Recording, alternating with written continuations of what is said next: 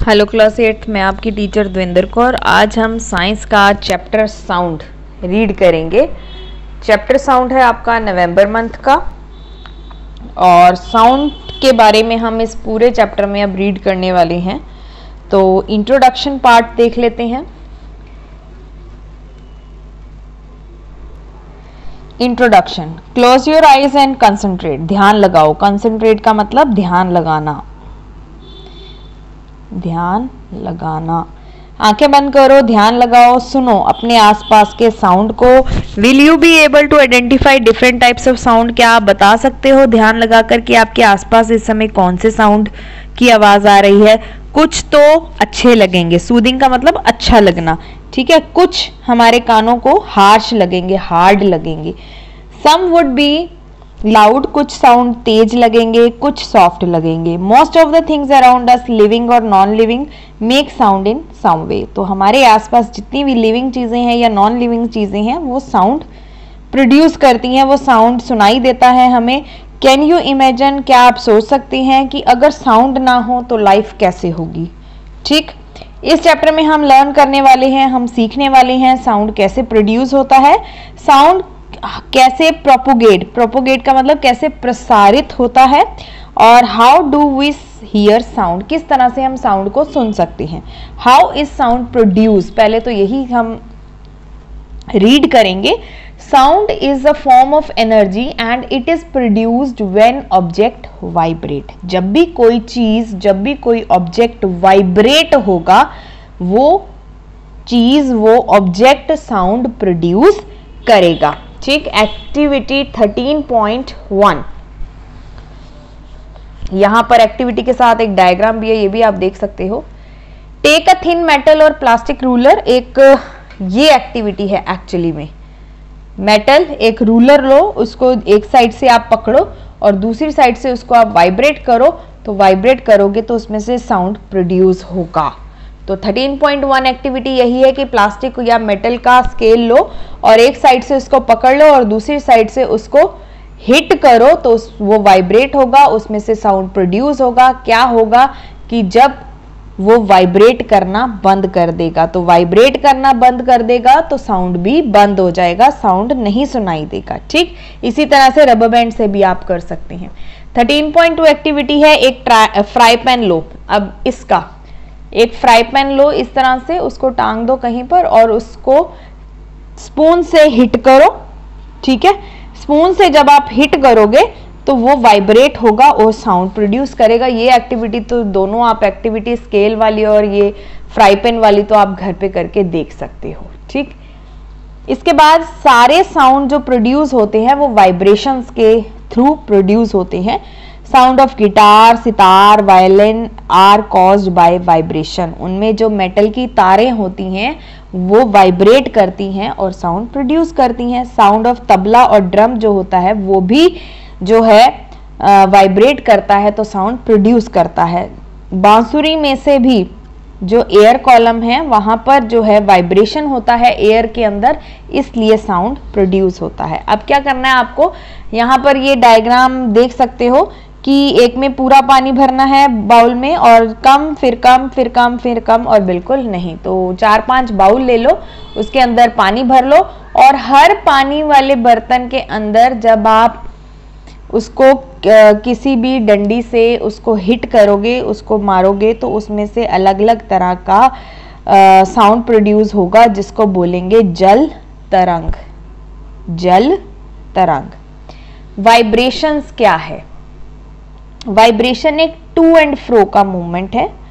जैसे पेंडुलम, घड़ी में आप पेंडुलम देख सकते हो, घड़ी में पेंडुलम देखते हो वो tick tock tick tock tick tock वो करता है, तो ये टू एंड फ्रो का मोशन करता है। इस तरह का मोशन जो होता है वो इक्वल डिस्टेंस कवर करता है इन दो ऑपोजिट, राइट लेफ्ट दोनों ऑपोजिट डायरेक्शंस में।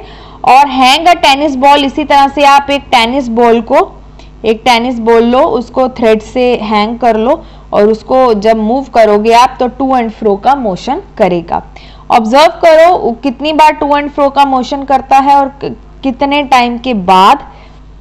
You will see that the ball comes to a stop in in its initial position. कहीं ना कहीं आकर बॉल जो है वो जो धागा है वो वाइब्रेट करना बंद हो जाएगा और रुक जाएगा, और the motion of the ball is called vibration या ऑसिलेशंस। तो जो वाइब्रेशन करेगा बॉल उसको जो मोशन करेगा बॉल उसको वाइब्रेशन या ऑसिलेशंस बोल सकते हैं। Sound waves are produced by object when they vibrate. Sound कब प्रोड्यूस होगा?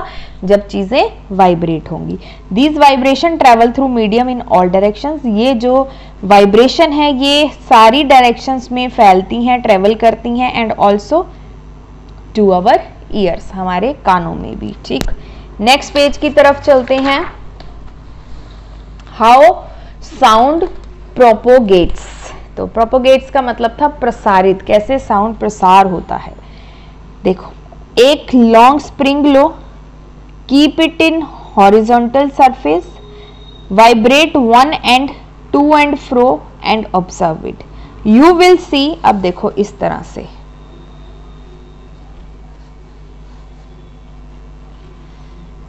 you will see some coils of the spring cluster together and some coils open। यहां पर जब आप इसको जोर से हिट करोगे ना तो कुछ तो पास में हो जाएगा स्प्रिंग, कुछ खुल जाएगा, कुछ पास में हो जाएगा, कुछ खुल जाएगा। तो the cluster parts are called compressions. जो पास में हो जाएंगे उनको कंप्रेशंस बोलेंगे, जो पार्ट्स ओपन हो जाएंगे उसको रेयरफैक्शंस बोलेंगे। तो यहां पर अगर मैं डायग्राम को शो करूं तो ये हो गया कंप्रेशन, और ये वाला पार्ट जो हो गया ये हो गया रेयर फैक्शंस। ठीक है, इसके बाद लिखा है you will see compression and faction rarefactions moving along the spring. Spring के साथ ही वो मूव करेंगे। रिपीट द प्रोसेस, इस प्रोसेस को रिपीट करो और देखो कितने टाइम बाद वो कंप्रेशन और रेयर फैक्शंस ओपन या बंद होते हैं। The coil do not leave their position, वो अपनी पोजीशन नहीं छोड़ेंगे। In this way the wave travel, इसी तरह से वेव ट्रेवल करती है और साउंड जो है हवा में फैलता है। When a sound is made, जब साउंड बनता है, the air particles near the source of sound get compressed।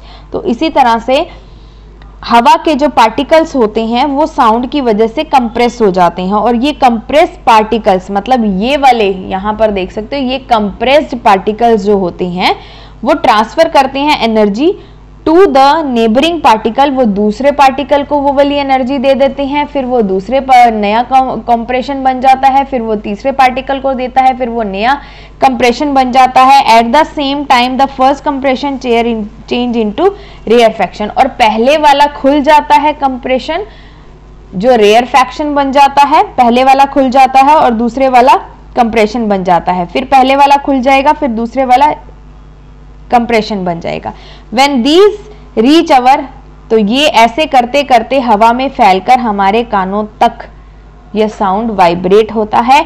The vibrations are detected the nerves, वो हमारी जो वाइब्रेशंस है वो हमारी नर्व्स डिटेक्ट करती हैं और उसको ब्रेन तक पहुंचाती हैं, और फिर हम पता लगाते हैं ये साउंड किस चीज का है।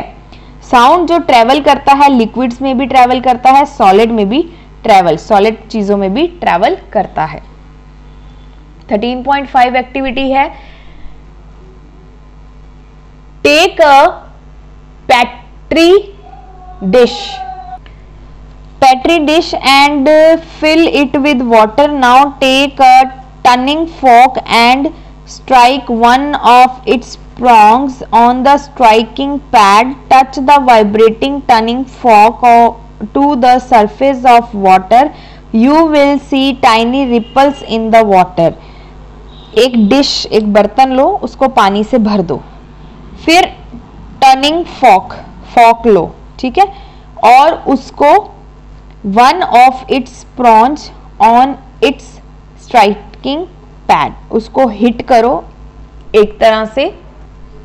हिट करने के बाद फिर touch the vibrating turning fork to the surface of water, जो पानी जिससे वाइब्रेट होगा उसको, पानी को उस फॉक से टच करने की कोशिश करो। आप क्या देखोगे, उसके आसपास रिपल्स बन जाएंगे, गोल गोल बन जाएगा ऐसे। Similarly sound travels through the solid. ठीक, 13.6 एक्टिविटी है sit on one side of the table, एक साइड के टेबल पर आप साइड के टेबल पर बैठो and touch the end of your ears to the surface of the table, और अपने कानों को एक डेस्क, आप स्कूल डेस्क में बैठते हो ना, आप स्कूल डेस्क में बैठो और कान को अपने डेस्क पर रखो, ठीक है, हेड डाउन करके कान को अपने डेस्क के साथ रखो। Now ask someone to scratch the other end of the table tightly, और दूसरी तरफ से टेबल के किसी को बोलो कि इसके ऊपर हिट करो या स्क्रैच करो तो आपको साउंड साफ सुनाई देगा। द अबव एक्टिविटीज बताती हैं कि किस तरह से सॉलिड, लिक्विड, गैस में जो है साउंड ट्रेवल करता है, और स्पीड ऑफ जो साउंड की जो स्पीड होती है वो डिफरेंट होती है हर मीडियम के अंदर, सॉलिड में अलग होगी, लिक्विड में अलग होगी और गैस में अलग होगी। The speed depends on how close the particles of medium are and how fast it is transmitted. Speed, sound की जो स्पीड होती है वो डिपेंड करती है किसके ऊपर, कितने पास में पार्टिकल्स हैं और कितनी जल्दी ये फैलेगा। The speed of sound in air, air में जो स्पीड है साउंड के फैलने की वो 20 degree Celsius is 340 metre minute per second, और as it is travel faster, और साउंड जो है लिक्विड्स और फास्टेस्ट इन सॉलिड। यहाँ पर डिग्री, टेम्परेचर और स्पीड दे रखी है, इसको रीड कर लेना टेबल को। और the speed of sound in air is much, हवा में much less than the light, हवा में ज्यादा होता है लाइट से कम। और ड्यूरिंग अ थंडरस्टॉर्म, जब तूफान आता है, you will C lightning first, पहले आप लाइट देखोगे बाद में साउंड आता है, ठीक है। तो लाइट की स्पीड ज्यादा होती है, साउंड की स्पीड हवा में कम होती है, ठीक। Sound can not travel through the vacuum, बंद, वैक्यूम का मतलब कोई चीज बंद होना, उसमें साउंड ट्रेवल नहीं करता क्योंकि हवा नहीं होगी तो साउंड भी ट्रेवल नहीं करेगा। Now you have learn that sound travel because of the vibration of particles in the medium. If there were no particles, अगर पार्टिकल्स ही नहीं होंगे तो कोई वाइब्रेशन नहीं होगी, और वाइब्रेशन नहीं होगी तो कोई साउंड ट्रेवल नहीं करेगा, इसलिए साउंड जो है ट्रेवल नहीं करता एक बंद वैक्यूम में। वैक्यूम का मतलब बंद, बिल्कुल बंद कोई चीज। 13.7 है, एक छोटी सी अलार्म क्लॉक ले लो एंड टॉय एंड और any toy that can make sound, जो टॉय साउंड करता हो उसको एक एम्प्टी ग्लास के अंदर डाल दो, खाली ग्लास में डालो। You will able to hear this sound easily, फिर आप उसको, उस साउंड को आप इजीली सुन सकते हो। नाउ उस ग्लास को बंद कर दो, अपने हाथों से अच्छी तरह से बंद कर दो या किसी भी चीज से बंद कर दो। Then open your hand a little and stuck out of the air from the glass. आप ऊपर जैसे ही हाथ थोड़ा सा ऊपर करोगे ना तो आपको फील होगा हवा का pressure. Can you feel any change in the loudness of the sound, और उस बंद में साउंड को सुनो और खुले ग्लास के अंदर साउंड को सुनो तो दोनों में डिफरेंस आप बता पाओगे। You can suck the air particles in the glass reduce, as result you will hear sound feebly. Feebly का मतलब हल्का, हल्का हो जाएगा साउंड अगर आप उसको बंद करके सुनोगे। Characteristics of sound, sound travel through a medium in the form of compressions and rarefactions. तो ये तो हमें पता चल गया कि कंप्रेशंस और रेयर फ्रैक्शन से साउंड जो है ट्रेवल करता है। ये जो है साउंड वेव्स बना देती हैं, और साउंड वेव्स जो हैं इनकी अपनी प्रॉपर्टीज हैं जिनको अब हम रीड करेंगे। पहली प्रॉपर्टी है amplitude, it is measure of intensity of sound. इसमें साउंड की इंटेंसिटी को चेक किया जाता है। इंटेंसिटी का मतलब तेज, कितना तेज साउंड है वो चेक किया जाता है। लार्ज एम्पलीट्यूड का मतलब ज्यादा साउंड, स्मॉल एम्पलीट्यूड का मतलब कम साउंड। क्लियर? इंटेंसिटी का मतलब अगर क्लियर है तो आप बता सकते हो कि एम्पलीट्यूड जो है तेज और लाउड, और स्मॉल एम्पलीट्यूड का मतलब आप इजीली बता सकते हो। It is actually measure of change in pressure, compression और रेयर फ्रैक्शन की वजह से लाउड और सॉफ्ट साउंड होता है। Wavelength, it is the distance from one compression to the next between one rarefaction to the next. अगर मैं यहां से आपको बताऊं, ये यहां पर आपने कंप्रेशन और रेयर फ्रैक्शन देखा था, ये डिस्टेंस बताता है एक कंप्रेशन से दूसरे कंप्रेशन तक का डिस्टेंस, एक रेयर फ्रैक्शन से दूसरे रेयर फ्रैक्शन तक का डिस्टेंस जो है वो वेवलेंथ होती है। Clear? One wavelength makes one wave of sound and it constitutes one compression. One wavelength का मतलब है कि एक कंप्रेशन और एक रेयर फ्रैक्शन, इसको अंडरलाइन कर लो। वन वेवलेंथ का मतलब है one compression and one rear fraction. Frequency क्या होती है? It is the number of sound wave passing from point in 1 second. 1 second के अंदर कितनी वेव्स आती हैं वो होती है फ्रीक्वेंसी। इसको हर्ट्स में HZ है, हर्ट्स में नापा जाता है। फॉर एग्जांपल 100 साउंड वेव्स जो हैं 1 सेकेंड के अंदर 100 हर्ट्ज हो जाती हैं। क्लियर? पिच क्या होता है? अब पिच एक ऐसी साउंड वेव है जो डिटरमाइन करती है साउंड को हमारी कानों तक। एक बर्ड अगर चाहता है तो उसकी पिच तीखी होगी। एक लॉयन अगर जोर से दहाड़ता है तो उसकी पिच लो होगी। द हायर नोट्स, जितने हायर नोट्स होते हैं कीबोर्ड पर, उनकी पिच जो होती है हाई होती है, और लोअर नोट्स जो होते हैं उनकी पिच जो होती है लो होती है। Pitch depends upon frequency. Pitch जो है फ्रीक्वेंसी के ऊपर डिपेंड होता है। जहां पर low pitch sound has lower frequency, high pitch sound has higher frequency. चलो, sound with high pitch is shrill. जिसकी हाई पिच साउंड होता है वो श्रिल तीखा होता है कानों के लिए, और जहां पर लो पिच साउंड होता है वो डल होता है। लाउडनेस मतलब जो शोर मचता है, तो लाउडनेस जो डिपेंड करता है वो किस पर करता है? एम्पलीट्यूड पर करता है। हायर एम्पलीट्यूड, जितना ज्यादा हायर एम्पलीट्यूड होगा उतना ही ज्यादा लाउडर इज द साउंड। ठीक है।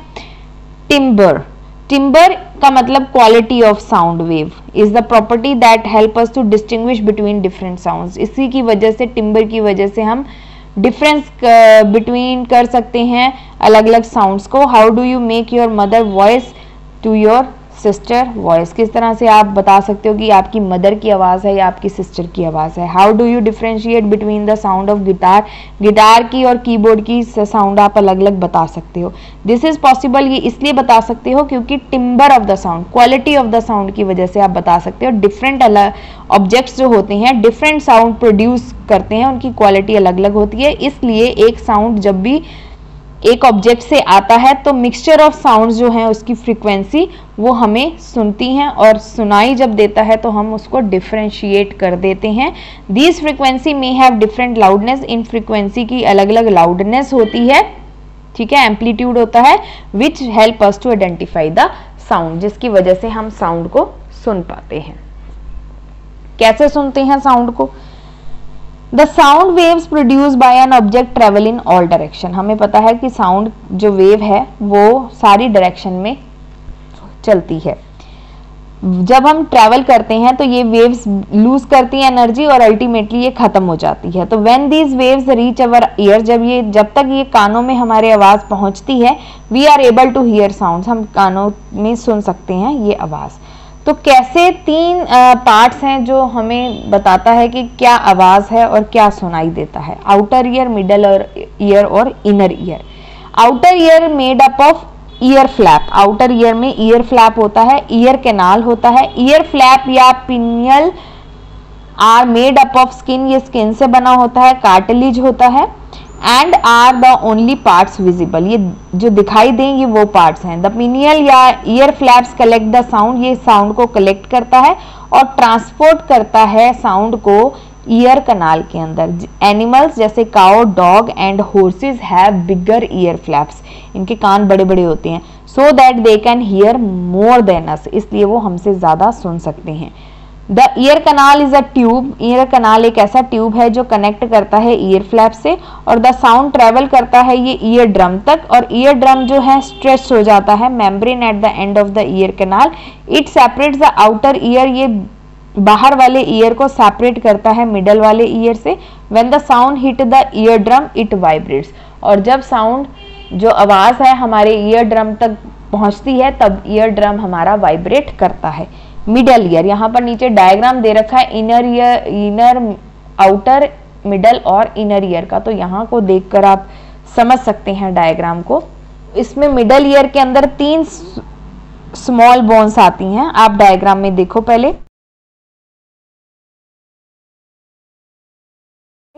और ये 3 बोन्स जो हैं हैमर है, एनविल है और स्टिरअप है। When the ear drum vibrate, जब ईयर ड्रम वाइब्रेट होता है तो ये जो हैं वाइब्रेशंस टू हैमर ये ट्रांसफर कर देता है वाइब्रेशंस को हैमर तक, हैमर जो है फिर ट्रांसफर करता है एनविल पर, और एनविल जो है ट्रांसफर करता है साउंड को स्टिरअप पर। तो these bones make the vibration larger, इनकी वजह से जो वाइब्रेशन है, जो साउंड है वो लंबा बनता चला जाता है।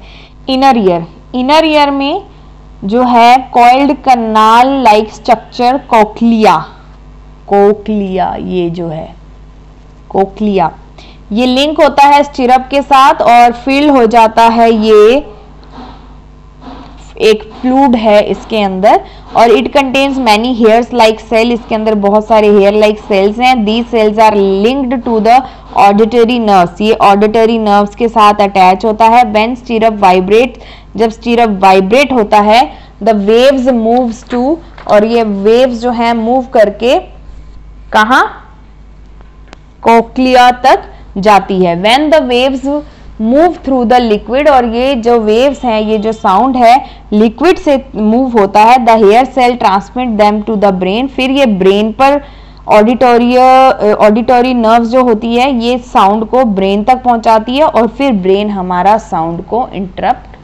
इंटरप्रेट्स करता है। The cochlea is also the organ which control our balance, हमारे बैलेंस को कंट्रोल करता है। When you spin for some time and then stop you feel fizzy, जब आप जोर जोर से घूमते हो, गोल गोल घूमते हो ना, तो आपको चक्कर आना शुरू हो जाता है, फील डेजी, चक्कर आना शुरू हो जाता है। क्यों? क्योंकि जब जो लिक्विड है आपके कान के अंदर, कोक्लिया कीप्स मूविंग, वो घूमता रहता है थोड़े टाइम तक, जब आप रुक जाते हो ना उसके बाद तक भी घूमता रहता है, और बाद में वो स्टॉप होता है, इसलिए आपको चक्कर जैसा फील होता है। टेकिंग केयर ऑफ ईयर्स, अपने कानों का ध्यान रखो। यू शुड नेवर इंसर्ट, कोई भी पिन वाली चीज जो है वो आपको अपने कानों में नहीं डालनी, इससे आपका कान का जो ईयर ड्रम है वो डैमेज हो सकता है। कानों को साफ रखो, बाहर से भी और अंदर से भी। जो कानों के अंदर वैक्स इकट्ठी हो जाती है, डस्ट पार्टिकल की वजह से इकट्ठी होती है, so save the ear from harmful micro organisms.